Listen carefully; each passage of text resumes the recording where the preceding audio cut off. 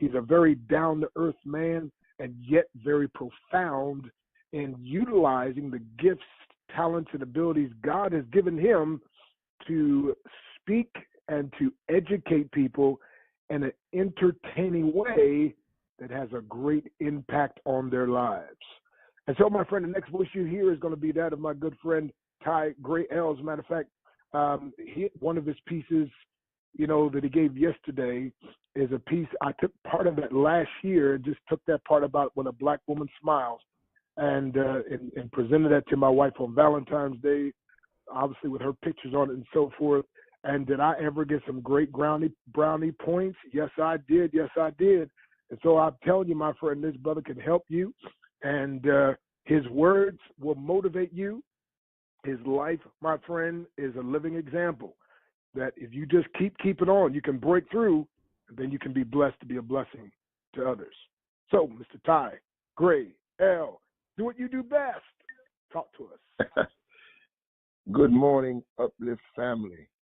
Thank you, Reverend Dr. Breakthrough, and thank you, Pastor Smith, for just creating this platform. I'm just grateful to be here and honored. I thank my God for allowing me to live another day, and I'm just going to get right to it because I'm under assignment and have instruction.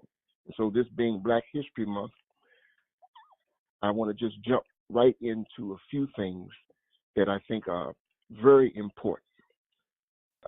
And one of the questions is, why do we have to have Black History Month? And why is that important? I've actually had a few European friends say, well, we don't have White History Month. Why is Black History Month important? I want you to consider that. And I want you to consider this quote from Dr. Martin Luther King Jr. And this is not about a dream, because that's the one we hear all the time for Black History Month. This is a little-known quote, and it prompted me to write a poem called Melanin. So here's the quote. Dr. King said, somebody told us one day, in language, they said everything black is ugly and evil. Look at the dictionary, at the synonyms of the word black. It's always something low, degrading, and sinister. Look at the word white. It's always something pure, high, and clean. But I want to get the language right. I want to get the language so right that everybody here will say, yes, I'm black, and I'm beautiful, and I'm proud of it, unquote. So I got to thinking about Dr. King's quote. Why would anyone go to such great lengths as to change the lexicon and use the language to bring people down? How come white cake can't be devil food? Why is black cake devil food? How come a black cat crossing your path has to be such a bad thing? Why is the worst day in the history of days a black day? The worst Monday in the history of Mondays on Wall Street was a Black Monday. Why? So I got to thinking, Pastor Smith. 2 of the 7 deadly sins, one is greed, and the other is envy. So you say, Brother Ty, what would they have to be envious of? They are envious of your melanin. So let's talk for 2 minutes about melanin. Consider some things if you would. Let's try and get up under our skin, because there are some things, if you don't know, you should. Melanin, you see, is a primary cause. It's the balm that makes us so smooth. Without it, some folk break spiritual laws. Its absence makes some folk uncouth. Without it, your brain would complete down. No rhythm, no rhyme, no dance. Without black melanin, you couldn't hear a sound, and your eyes could never glance. See, at the base of your brain is the locus coeruleus, where sweet black melanin contains. And the God of our fathers put plenty in us, but with others he refrained. Your melanin is more than just pigment, you know. Your melanin controls your psyche. It's a gift your creator saw fit to bestow, and why LeBron jumped so high in those Nikes. It's why we run faster. It's why we jump higher. It's why we wrinkle less too. It's why we love stronger. It's why we pray longer, and why we forgive and bless you. You see, melanin enhances all circumstances. It's why we are so spiritual. The lack of it lances, makes evil advances, thinks linear, seldom spherical. Oh, but the blackberry, the sweet as the juice, they crave all dark and handsome. It's how we survive such physical abuse and why we've been held for ransom. So let nobody fool you. I'm here to school you. Your melanin is an asset, and many are they who, if had their way, would sit exactly where your assets. So cherish your blessing.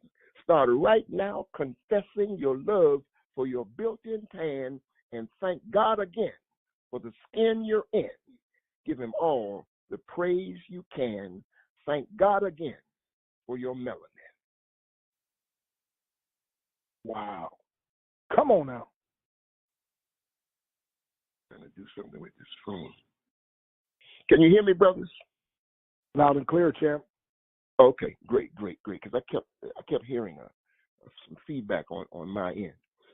Well, I'm just going to keep going because just being Black History Month, and again, I'm under assignment. And let me just shout out to my coach because I want you to understand something.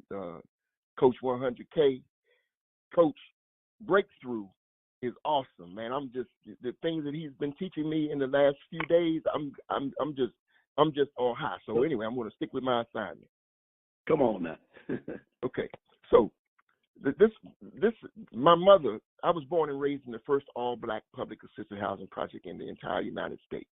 The first public assisted housing project. It's not in Chicago. It's not in Detroit, like some folks think.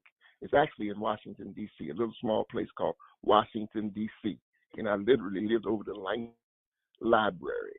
So my mother put all this stuff in me. So it's a poem I wrote in tribute to my mother. It's called My Mother Said. My mother said she was African. No matter where she stood, you could take her feet off African soil, but you couldn't take her African good. My mother said her mother was the mother of civilization. You could take her name, you could cause her shame, but you couldn't take that salutation. My mother said I was royalty, crown prince of the motherland. Said I wasn't considered much over here, but back home I was truly grand. My mother said my melanin is a gift and I should be proud. She said darkness of hue is God's gift to you, your personal protective shroud. My mother said my hair, like Samson's, represented strength. She said one shouldn't hide their race pride because the power's in the lock, not the length. My mother said many things, and most I put on a shelf. But one thing is clear, I can still hear, son, learn to love yourself. My mother said Jesus was African. She said Noah was African. She said Moses was African. Look nothing like Charlton Heston. My mother said everybody from the islands, Africans, Dominicans, Africans, Puerto Ricans, Africans, Jamaicans, Africans. My mother said everybody on this planet came from Africa originally. That's what my mother said. My mother said many things, and most I put on a shelf. But one thing is clear, I can still hear, son, learn to love yourself. That's what my mother said. Wow. Come on now. That's good. Okay. That's good. Okay. See, the beautiful thing, like you said, is other ethnic groups, we don't have to tell them. They already know that. But a lot of times our people don't know that. So that's, again, so important, so powerful. And back when I was a professor, I refused to call it Black history. They wanted me to. I said, no. What I call it is the role of blacks in American history, because oftentimes what they call Black history is simply American history that's been purposely omitted from the history books. And so to reinsert and to teach and to educate and to empower And again, my friend, we're here to uplift everybody. But again, my friend, a chain is only strong as its weakest link. And if one man tries to put down another man and we're all connected together, that weakens all of us. So we all have to come back up. So come on, somebody. So everybody, white folk, black folk, everybody should be saying, yes, we need this. And I'm glad we got it. So uplift time. Come on, bro. Keep uplifting. Well, speaking of that, we have been taught and trained to use the negative N word. And I detest it. Every time I hear the word, I cringe. And, you know, some people defend the use of it, saying that they have changed it from what its original purpose was. And that, to me, that's absolutely impossible. I mean, that N word is a derivative of the word Negro. And the word Negro was put on us to separate us from the human family, to stop us from knowing our national origins. We all know Negroes. So I wrote this little short piece called "Where in the World is Negro?" It's just for you to just think for a minute. Where in the world is Negro? Where in the world is Negro? If all people get their names from the land which they came, and that's the way we're all identified, then there's a whole country missing, some geographical twisting. Because just where on earth did Negroes reside? If every sovereign nation is named for its location and the people called according to their land, then how on earth is it? Nowhere on earth can you visit the land of Negro if you search Earth's entire span. Now, digest, please, this trivia. Bolivians come from Bolivia, and Japanese, they come from Japan. Austrians come from Austria, Australians from Australia, and I declare Egyptians come from Egypt land. Check it. From the instant of your birth, you could search this entire earth and believe this no matter how far you go, no matter what the latitude, the most determined attitude will never find a land called Negro. You see, Negro is a name put on us to bring shame and separate us from our ancestral mother, cut our ties to our vast estate, cause a self-destructive hate, and stop us from caring for one another. All but hatred you shall lose, because we Africans in America choose to love ourselves. We thought you'd like to know. And now that we're awake, whatever trips we take won't come near your mythical land called Negro. There's no such people, no such place, and we should never disgrace the spirit of our ancestors again by answering to the call of a name that brought us all pain after pain after pain. We are not Negroes, nor any derogatory derivative thereof. Come on now. Wow. That's powerful. You remind me of Song of Solomon 1:5. I'm black but comely. Look not upon me. Yeah, that's my favorite poet, Brother Solomon. Solomon, man, that's my favorite guy. He said, pleasant words. Check 16:24, Proverbs. Pleasant words are as a honeycomb, sweet to the soul and healthy to the bone. Come on. So come on, you helping us get healthy. Come on, keep giving them good words. Talk to us. Some of y'all need to get y'all children on the line. Let y'all children hear this, because your children are growing up again where they're missing this. This is not being taught. This is not being put into folks. And again, you got to understand the power, my friend, of knowing that the way God made you. See, even now with this whole thing with the gender, the way God made you should be satisfied. When God, everything that God made, He said, then it was good. And so you, my friend, are good. So you don't have to try to lighten your skin. So you don't, no, my friend. I'm telling you, the way God made you, you're good. He made you a male, that's good. Made you a female, that's good. Matter of fact, when He made gold, He said it's good. And so, my friend, when He made you good, just the way you are. Talk to us, Brother Ty. Say that. Well, I was when I was in the 8th grade in junior high school, middle school, they told me I was ineducable, and I believed it for quite a long time. But then a couple of mentors came along, like yourselves, like you and Pastor Smith came along and showed me that there was much more in me. So I want to fast forward up to 1999. 1999, the last day of 1999, a brother sent me an email, December 31st, 1999. 2000 is going to be the next day. He sent me this email that had all this information in it about hurricanes and the weather patterns. And his suggestion, I couldn't believe it, man. I was so shocked by what I read that I just became almost fanatical about it. I went to the search engines then. I think it was the Earthlink search engine or CompuServe back then or something like that. And I just gobbled up all this information from the National Oceanographic Atmospheric Administration, National Weather Service, and I couldn't believe it. So, show you how God works. I was so infatuated with that. I went to sleep thinking, matter of fact, I stayed on the computer 6 or 7 hours before I got tired, just collapsed and went to bed.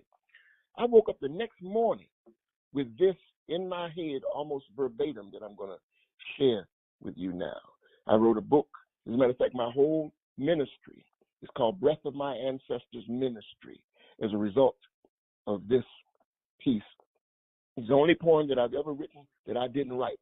Well, God wrote all of them, to be honest, but I didn't have to do anything. It just was in my head when I woke up that morning. And that is this: of all Mother Nature's weather, of all the elements that Almighty God sends to this earth, the hurricane is the single most devastating, bar none. That is, nothing in creation can compare to the force, power, and magnitude associated with a hurricane. Nothing.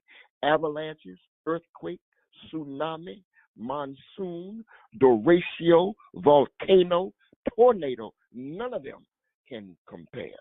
As a matter of fact, during Hurricane Katrina back in 2005, there were over 70 individual tornadoes seen to spin off of that one hurricane. Hurricanes have been known to reach sustained winds of over 200 miles per hour, lasting 7 consecutive days and more, which is more power than all the world's nuclear arsenals combined. Now, get this. Hurricanes very seldom come off the Pacific. They never come off the Indian Ocean nor the Arctic Ocean. They come off the Atlantic Ocean. They get started around the western shores of Africa.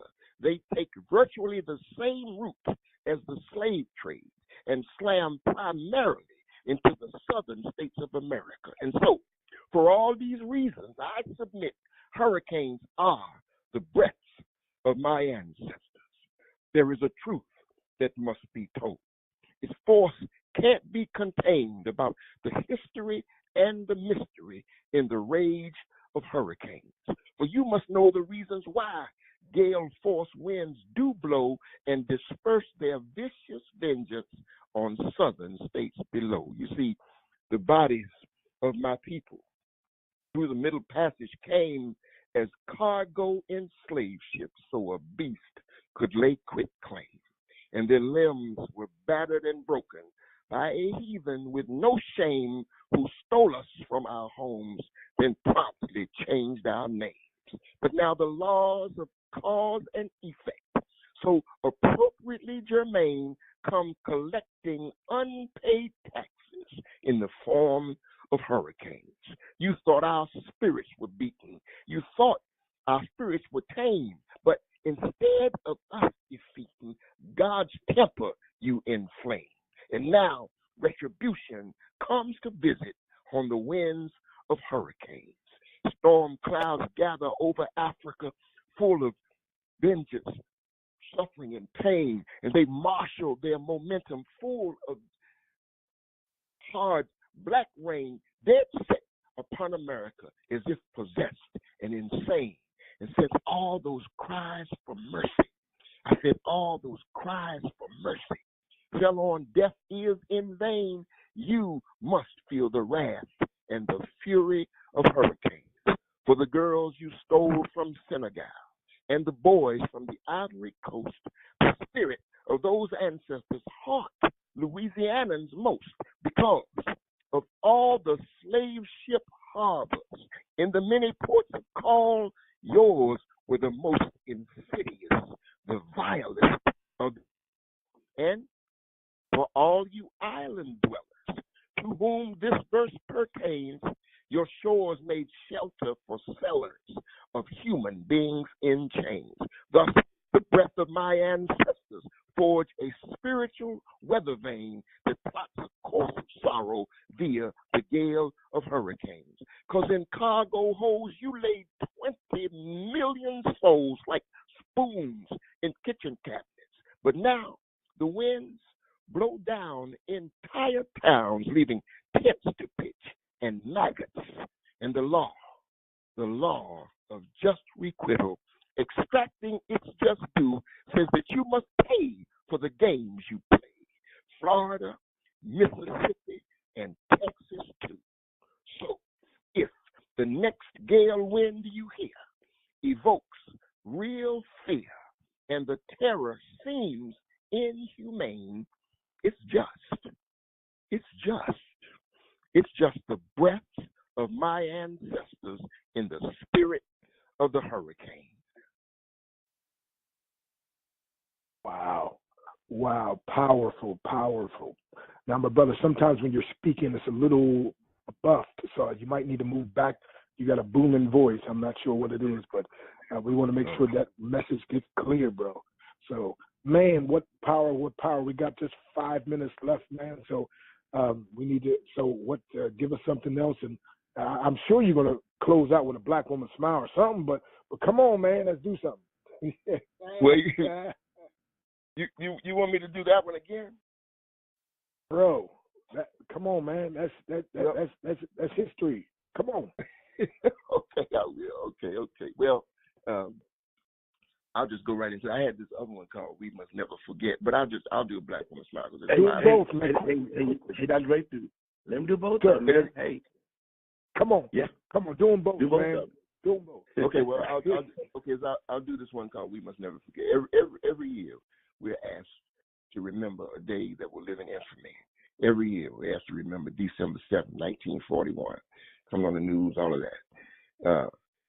Every year, we're asked to never forget the Jewish Holocaust, and rightly so. They were terrible crimes, heinous crimes. More recently, we've been asked never to forget September 11th, 2001, because they were heinous crimes, and rightly so. But whenever it comes to chattel slavery, which is arguably the most heinous crime ever committed in the history of the world, we're asked to forget that. People say, can you just forget that? It's been so long ago. So I say, we must never forget. This is a poetic case for reparations. And when I say reparations, I want everybody to listen. I'm not talking about a handout. I'm not talking about anybody giving us anything. I'm talking about fees for services rendered. I'm talking about repairing damages. So anyway, I get kind of passionate about this. Well, I'm not sorry. I'm just passionate about it. We must never forget this is a poetic case for reparations. Denial is the longest river. Its current always destroys. Its shallow banks refuse to give thanks, while exclusion and rejections employed. Now, America has a problem accepting facts as they are. Facing slavery's truth is repulsive because it was uncouth and makes for an ugly memoir, because you traded in human beings, branded us like we were cows, then sold us like chattel, like no more than cattle. And these facts you cannot disavow. And with all those acts of evil, you reveled in celebration. While you brutally castrated, we steadily donated. Our blood fertilized your plantations. You raped us, lynched us, butchered and burned, denied our human rights. We were tarred, feathered, skinned, and spurned, and you worked us by day and by night. In every aspect of industry, you thrived off the fruits of our labor. From apples to zinc, we've been the link. Through slavery, America's been favored. Socially, educationally, economically, you flourished while we were denied. Yet, if it weren't for us, this country be dust. Its commerce would surely have died. And for this, you say you won't pay, won't even apologize. But why should you pay the debt that your forefathers left? Because you prosper from all their lies. Indeed, we must never forget. That's a phrase we should all preserve concerning the lives that were lost in the Jewish Holocaust. And that's no more than we deserve. So why should we forget ours when monuments are built to theirs? Are they superior? Are we inferior? Were theirs better than our forebears? And please remember, good people, their tragedy was on foreign soil, but the bodies of slaves are in American graves. Yet few tributes to our turmoil. America, you'd best wake up, because Lazarus has risen from the gate. Pay the debt you owe so the country can grow and learn how to love instead of hate. Because we want our acres and our mule. You've had yours for generations. Now it's time we were paid from the fortunes you've made. It's time for slave reparations, and we must never forget. Wow. Wow. Thank you, brother. Thank you, brother. Yes, sir. Okay. All righty, man. We got to close out with a black woman smile. Come on, somebody. Okay. But I don't think I need to set that one up again. I just go ahead and do that. Just do it, bro. A black woman smile. Do you know how strong you have to be to make a black woman smile? Do you have any idea what an accomplishment that is? Because she has borne the weight of this country on her back for 400 years. She's been carrying the load of America in her belly since its infancy. She has suffered the agony of unassisted, husbandless child rearing since the 1600s. Have you any idea how much strength it takes to put a smile on her face? You need the strength of Samson, the nerve of Joshua, and the courage of David facing Goliath. But she has cultivated in her womb the marvel of the universe, only to have her hopes and dreams aborted and her aspirations show up dead on arrival. She's given birth to kings and queens and delivered on her majestic promise, only to see her children kidnapped and sold to a criminal with no respect for her royalty. If you can make a black woman smile, you are a miracle worker. Imagine breastfeeding your child in Virginia and having him snatched from your arms, branded, hijacked to Louisiana, and publicly fondled on a New Orleans auction block. If the memory of that pain was locked down in your DNA, would you be smiling? If you breastfed someone else's child only to watch her grow old enough to call you darky, pickaninny, and nappy-headed jigaboo, you wouldn't be smiling either. If you can make a black woman smile, you have done something. If you can make her smile, you are stronger than Atlas, because God knows she has been. She's been raped, ravaged, and scorned, and nearly annihilated. She's been pimped, pummeled, and stoned, and deliberately depreciated. She has cooked and cleaned and sewn and never been compensated. She's been forced to watch the offspring of her loins mangled and maligned across centuries. Her character has been continuously smeared, assassinated over and over and over, again and again and again.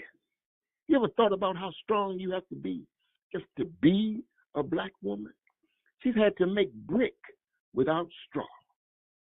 After being stripped of all her customs, all her culture, and all her traditions, no other woman in the history of the civilized world has gone through what she's gone through.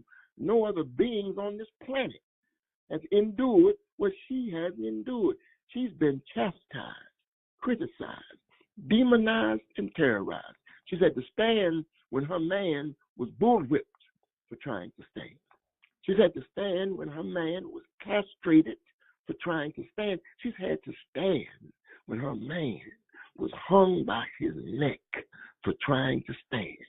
She's had to carry her man, because every time he tried to carry himself, he was murdered for trying to do so. Ask Betty Shabazz about Malcolm.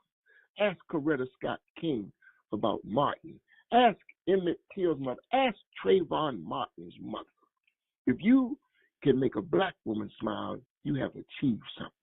Since 1619, when we came in chains, the entire world's been messing with her brain, disrespecting her, calling her out of her name. And she's tired, just plain Fannie Lou Hamer tired.